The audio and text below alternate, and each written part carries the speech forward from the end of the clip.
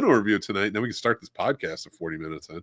And it's Fear Street Prom. That's right. I gave this a 2.5 out of 5. This was the new Fear Street movie. It's based on the Prom Queen Massacre book. I guess they have one. I don't know if it is actually Massacre, or Prom Queen Murders or something like that. And this was, of course, one of R.L. Stine's creations was Fear Street. And this movie tells a tale of, I think it's like 6 girls in high school. I'm calling them girls because they're young. They're in high school. So like 6 girls in high school, and they're all up for Prom Queen. And it sort of follows their bickering, they're fighting, who they are, all their personalities. If you have the poor girl who just wants to win it because her life sucks, then you have the rich girl who feels like she deserves to win it because she's the mean girl, and then you have everybody in between. And then, but somebody is like, a slasher is going through and taking them all out. And it becomes this pretty formulaic slasher film after a while. I definitely get why this is a young adult novel or movie. This is definitely not meant for the horror fans of the 80s. Nice. It's a good send up to it because it takes place in the 80s and stuff like that. So I think guys like us who love our horror will appreciate it. I did appreciate it. It's got this middle of the road for me. For a Fear Street movie, I don't even think the trilogy that came out, which this is loosely connected to, would get this rating.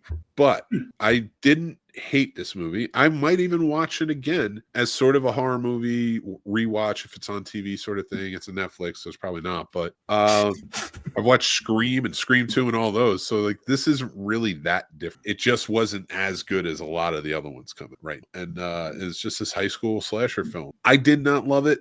I did not hate it. Again, middle of the road. One of those ones. May watch it again, but overall it just didn't really offer anything new or outstanding that, like, I feel like a horror movie at this point, like if you're going to be a formulaic slasher 80s prom movie, watch Prom Night at least.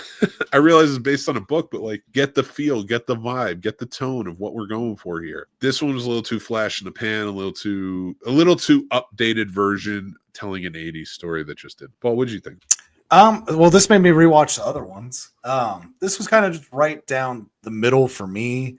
It was kind of too predictable because I never try to like think of, who's who, trying to figure it out before the end of the movie. But as we were watching it, like I called it probably not even a fourth of the way in. I was like, oh, it's so-and-so was the original killer. And so it's probably still these people. Then I just watched it unfold.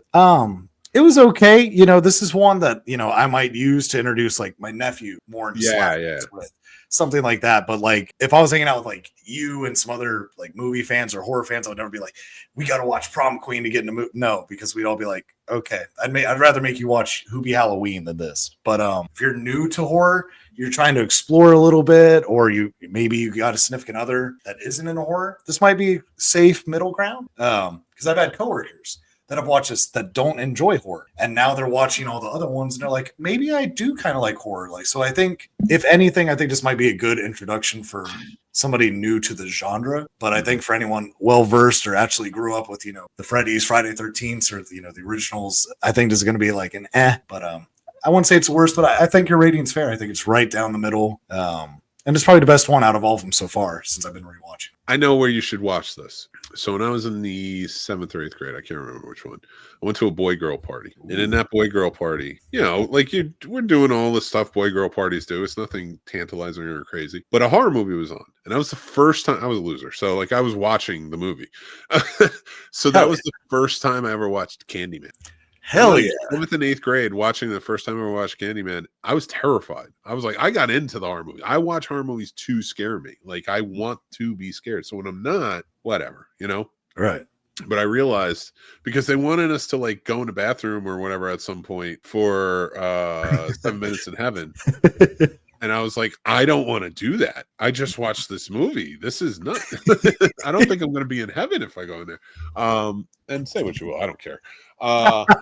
But watching that, I realized that was too scary of a movie for a boy-girl party in the 7th or 8th grade. Now, this movie would have been perfect for a boy-girl party in the 7th and 8th grade. So that's when you need to watch these movies, is when you're chilling with your friends and you're that young and just kind of enjoying it. You look for a horror movie because it does have its moments, but overall, that's a Mick guarantee. You can watch this at a boy-girl party in the 7th and 8th grade. Not Candyman. Yes. But that's our